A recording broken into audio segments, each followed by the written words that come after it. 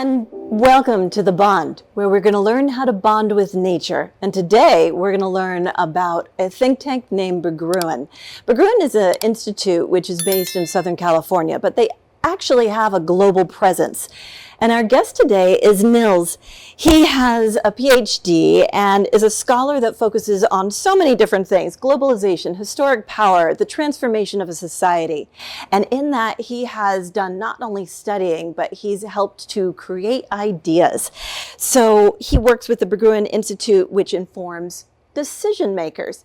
Now, why does that matter to us? Because these decisions might impact our everyday life. So, for example, if a policy was created which would help to develop a park nearby, and we meet our friends and socialize at that park, and we walk our dogs at that park, then that's a policy that impacts our lives. So let's go behind the scenes and see how those policies are actually created and how those ideas actually come to be. Now, the Berggruen Institute, and Nils in particular, have actually been an author of several books. For example, Mandarins of the Future: Modernization Theory in a Cold War America was then America's Condition: The History of the United States in 1945, and Deviant Globalization: The Black Market Economy in the 21st Century. So here we'd like to welcome Nils and find out a little bit more about what he has done and how we can pick his brain. So Nils, can you hear me? I can hear you. Oh, fantastic. Well, we're really excited to have you here. And I'd love to ask the first foundational question, which is, can you tell me a little bit about how the Institute was developed, on what principles, and tell us a little bit more about the 21st Century Council. Sure. So the Institute was set up originally in late 2010, and we're based here in Los Angeles. It was founded by Nicholas Berggruen, who is a Franco-German-American financier, and Nathan Gardell's the co-founder, who is a longtime political journalist and political operative, I suppose you would say, here in California. And in 2010, some of your listeners, viewers may remember, a lot of stuff seemed like it was really broken, particularly here in California, right? You had Governor Schwarzenegger, who couldn't pass a budget at the national level. Obama had just lost the midterms. The Tea Party had come in. There was the global financial crisis, which was really roiling markets all over the world, particularly in Europe. And so there was a sense that sort of at every level of government, state level, national level, international level, governance systems were kind of broken. And what we wanted to do when we set up the organization, now almost 15 years ago, was to begin to bring new ideas to think about how governance can work better. And one of the first initiatives in that regard was setting up the 21st Century Council, which you just mentioned. 21st Century Council was essentially kind of a shadow organization to the G20. The G20 was deployed after the start of the financial crisis by the Obama administration to try to create a talking shop between the 20 largest economies in the world to ensure that there'd be more effective coordination in response to the global financial crisis. And they would meet every... So I was just sort of wondering, so was it set up, the 21st Century Council set up to help us influence others globally, or be influenced by others?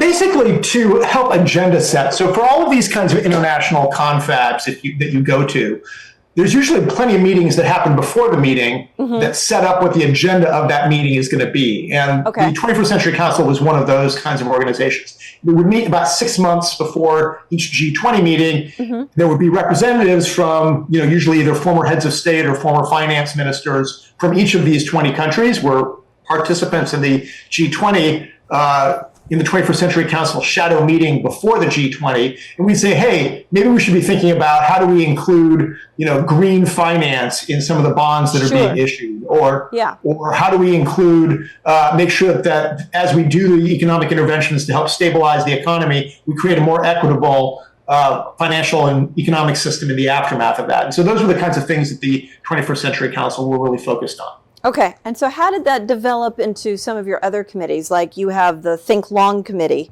and so... Yeah, so the 21st Century Council was focused on the sort of international level. The Think Long Committee was focused on the state of California, the state level. And here there were different issues that were at stake, and it was a totally different setup. Basically, in the case of the Think Long Committee, it was about a dozen people chaired by the former head of the California Supreme Court, Ron George. Oh. There were 4 former Republican, 4 former Democrat politicians that were on this, as well as several prominent business leaders. And there were several specific initiatives that the 21st Century Council helped push through between 2011 and 2013, including the creation of the Rainy Day Fund, which was really important, for example, during the pandemic because it provided a backstop to the finances for the state.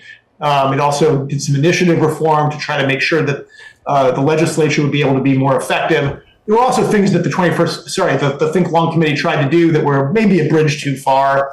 Some of the tax reform proposals never really got off the ground, but there were some really important successes early on with the Think Long Committee. So are you saying that the Think Long Committee, when you said that, for example, during the pandemic, when it was a backstop, did it actually help develop the policy that California adopted?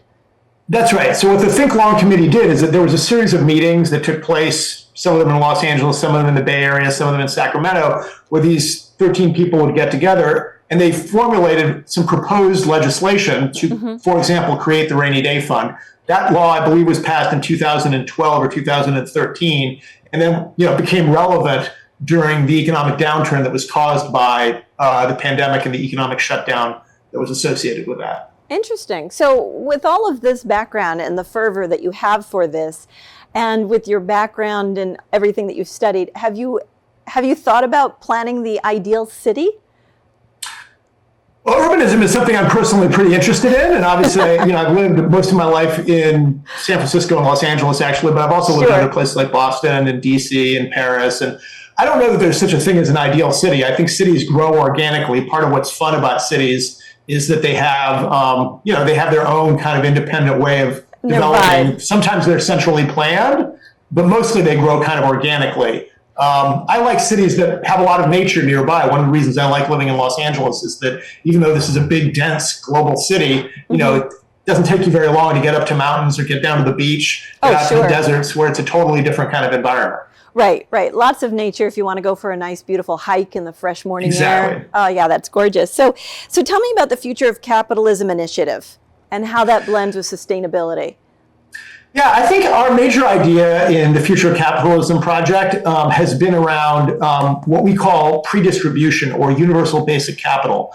So obviously one of the big stories of the last 30, 40 years has been that while an enormous amount of prosperity and wealth has been created, it's been very heavily concentrated at the top of the wealth and income scale. Okay. And one of the ideas that's been really popular around that has been the idea that there should be a universal basic income or a kind of reverse income tax. That's an idea that goes all the way back to the 1970s and Richard Nixon, actually. Milton Friedman had proposals of that sort. But our idea is a little different. Instead of spreading the income around, the idea is we believe that we should actually spread capital around. Everybody should become or have an opportunity to get an ownership stake in all the cool businesses that are being created.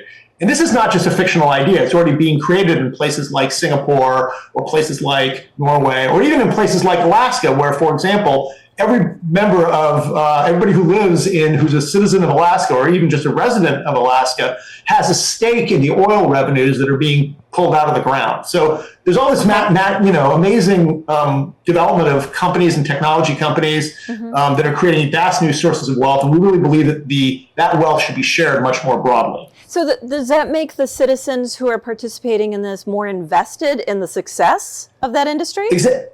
Exactly. I think it's a way of generating more political legitimacy for the enormous wealth creation that capitalism creates.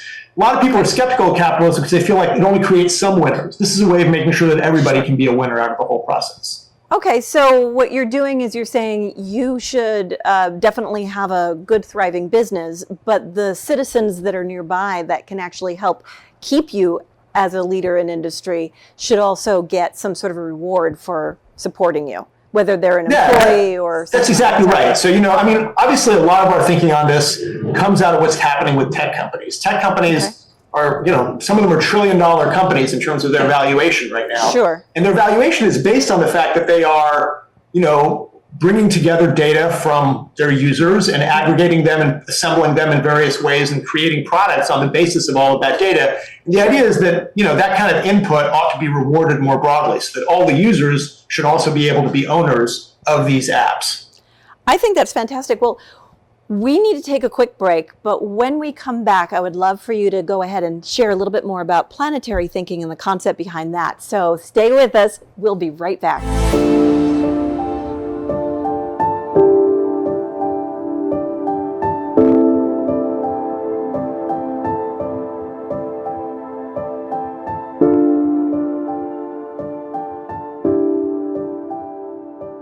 Humans, or at least we moderns, tended to think of our relationship with nature as one of separation and maybe dominion, if not domination. Over the last century plus, scientists have revealed that fundamental assumption about the way in which humans relate to nature is fundamentally a fiction. These are all problems without passports. We need a new set of institutions, a new set of categorically different institutions that are specifically designed to address these planetary challenges. I'm Nils Gilman, and I'm the co-author of Children of a Modest Star.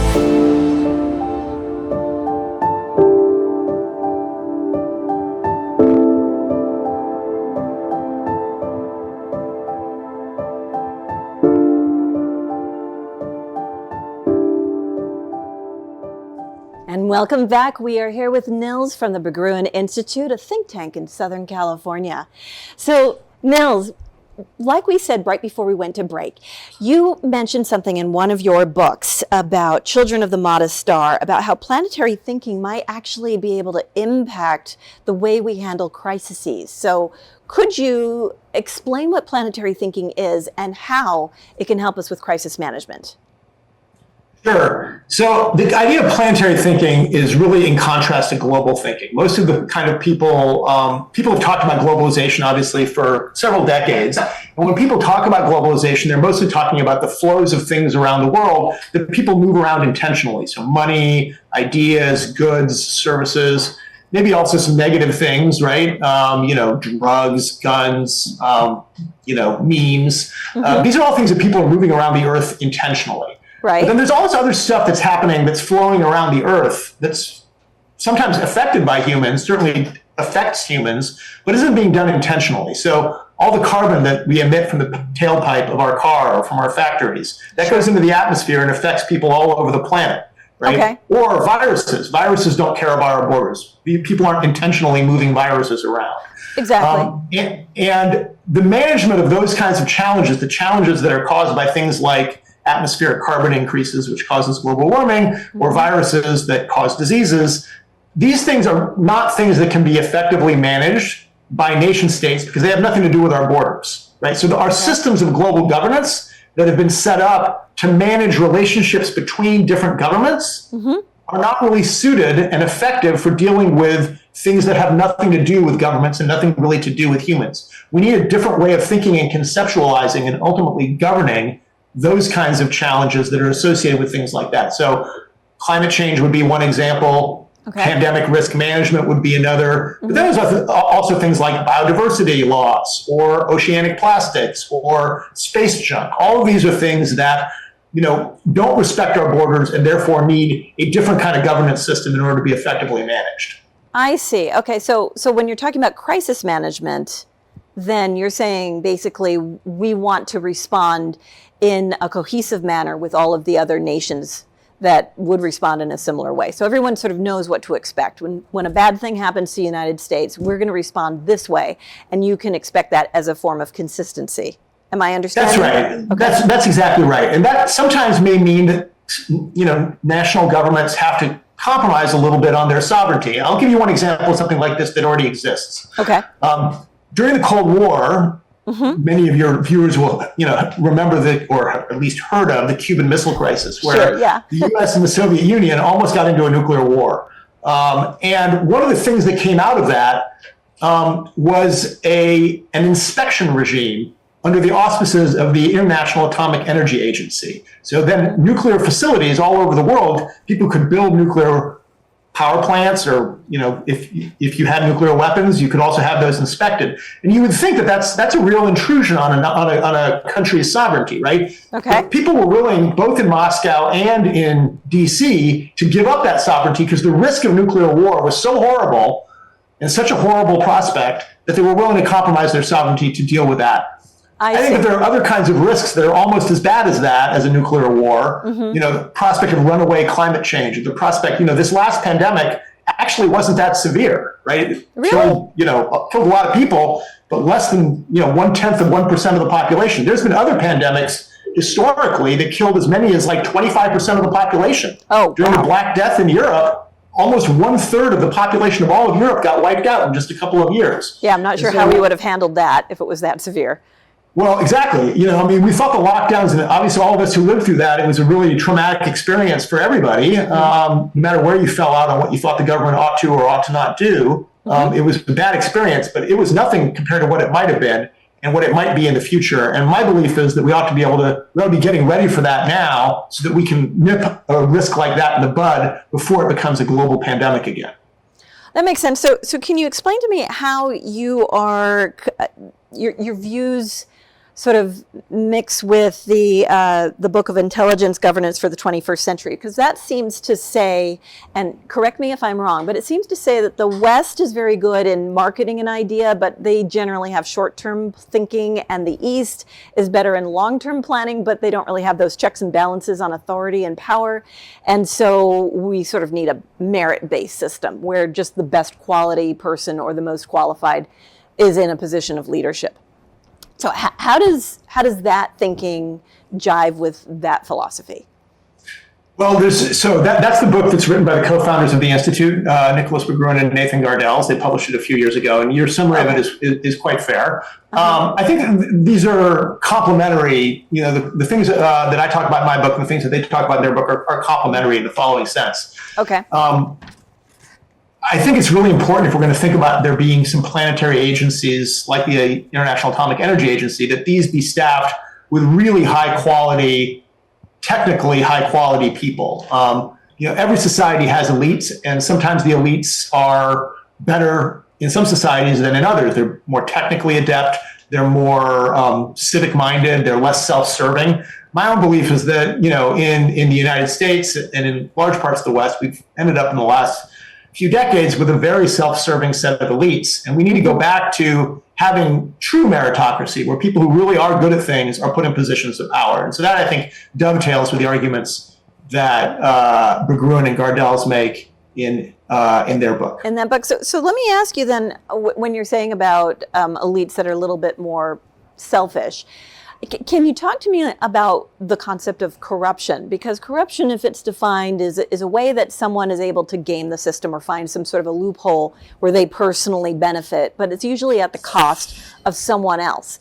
So if a merit-based society is useful, how do you prevent the highest level governing bodies from becoming corrupt and just saying, well, let me just be the source of all the money, or something like that? So what are your thoughts on that?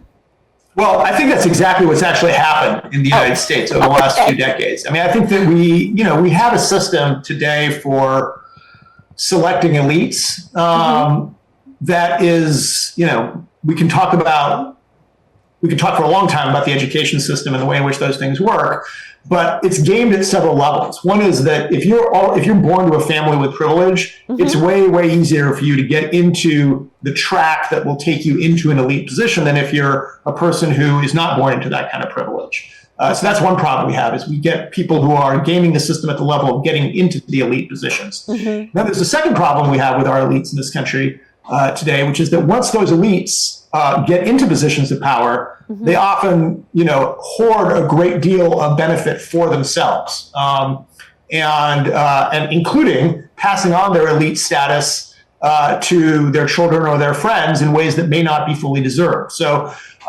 we have corruption of the process of meritocratic selection at a lot of different levels. Fixing that's going to be a very complicated problem. But we need to have corruption addressed in order to have society as a whole believe in the institution, right? If I think that the institution is corrupt and isn't for my benefit, then I'm going to think it's just window dressing and not substantial at all. That's right. I mean, I think that part of the loss of legitimacy and trust in institutions in our society. And there's a lot of data around this. It's been going downhill for 50 years. Oh, if you look at almost okay. every institution in our society, churches, big businesses, the federal government, state government, almost every one of these, there's been a decline in trust and a decline in legitimacy over the last 30, 40 years. The only exceptions for that decline in trust and legitimacy tends to be one, small businesses, and two, the military. And I think that the reason why those two institutions in America have continued to have a lot of sort of high status is that they're perceived as some of the least corrupt institutions in America and some of the most genuinely meritocratic. I mean, if you're running a small business in this country, it's really hard to be corrupt. I mean, you've got to provide a good service to your customers or people don't come back, and you have no way to game the system. Likewise, the military, in my opinion, and I should say I've never served, but I know lots of people who have and have family members who have, is probably the most truly meritocratic system or institution in the country. There are very rigorous standards that determine how you get promoted from, being a lieutenant to being a captain to being a major to being a colonel to being a general. When you get to the very top levels, it might get a little bit political, but it really is a true meritocracy. And I think people recognize that and respect the military for that. You look at other institutions in our society, it's hard to say the same thing. Well, that's really interesting. So let me ask, in one of your books, you mentioned that it would be useful to develop a department in government that would address a specific issue. And I'm just sort of wondering how establishing new departments would sort of work with the fact that you also need to get rid of corruption to have those institutions trusted. So it's a balance between reforming of government versus creating new sort of very niche specific functions. Can you? Yeah, so I think the question you're asking is, even if we had a meritocracy, a perfect meritocracy, where really people who were really talented were put in positions of power to make decisions over, regulating, say, pandemic risk, right? That would not necessarily, just because they were selected on the basis of true merit, mean that once they got into those positions of power, that they wouldn't, game the system for their own benefit in one way or another, either financially or otherwise, right? So it's a totally legitimate question. And you think you absolutely have to have, therefore, checks and balances and transparency and inspection regimes. And this is why, if you look at, most government agencies in this country, and most large corporations for that matter, have things like inspectors general or ombudsmen or whistleblower policies, because you need to have that kind of a system in place so that if, some people are going to be corrupt. That's just how it is. I mean, people have sin in their hearts. And you therefore have to have a certain way of monitoring that process that is transparent in order for people to have confidence in the elites who are running those institutions. But you also need to enforce those policies. So even if you have those policies in place that are checks and balances, there needs to still be some external force that's enforcing that. Otherwise... That's right. Right. That's right. There's got to be some system. I mean, you can see, for example, with our Supreme Court in the United States right now, that this is where it's kind of failed. I mean, there are an official set of policies that the Supreme Court itself has put forward around, in order to create the appearance, both the reality and the transparent appearance of non-corruption. And some of those policies have been flagrantly violated by some of the members of the Supreme Court over the last few years. And there's been no consequences. And the result is, if you look at the amount of confidence people have in the Supreme Court as a trusted institution, it's really fallen through the floor over the last 5-10 years, precisely for this reason, because there's no mechanism right now to enforce the anti-corruption policies that are officially in place. So you have to have mechanisms that can hold people accountable. And obviously, the ultimate way to do that is a way to force people out of office if they're behaving in corrupt ways. And that's a really important process that needs to be, a high enough bar. People need to be able to have due process if they're accused of being corrupt, to be able to defend themselves. Obviously, that's important too. But if in fact they have been corrupt, they need to be able to, they need to be held accountable for that, for sure. And it sounds like all of this also impacts the quality of life for the average everyday people, especially when it comes to cleanliness of water, like Flint, Michigan, and breathable air, and making sure that manufacturing spills don't poison our water and all that. So it's, I mean, I think that's exactly right. You look at something like, the Environmental Protection Agency, which was established, over half a century ago now. The Clean Water Act, the Clean Air Act. I mean, these are really important landmark pieces of legislation that, they don't work perfectly. You brought up the example of Flint. There's numerous places in the United States where the water is unhealthy, either because there's there's bacterial matter in it, or there's heavy metals, or a variety of other things. But we do have, regulatory system in place that, guarantees clean water and clean air. At least it's trying to safeguard that. And for the most part, I think the people who are working in those agencies, the accusation against them isn't that they're corrupt. I mean, I think that these are hardworking civil servants that, for the most part, are doing a lot of good in the world. I mean, I'm sure there's individual instances. These are large agencies with tens of thousands of people. Sure. There's obviously always going to be a few people in any organization that size who are behaving badly. But for the most part, these are really good, important organizations that make the quality of life for everybody better. Well, I think that's really fascinating, and you are filled with ideas, and I would love to continue this, but maybe on another time. We have run out of time, so I need to say thank you, everyone, for joining us, and we really want to appreciate Nils for being a true representative of the Berggruen Institute and sharing his amazing insights and how it affects their ability to bond with nature. And with that, I want to say thank you for joining us, and until we bond again.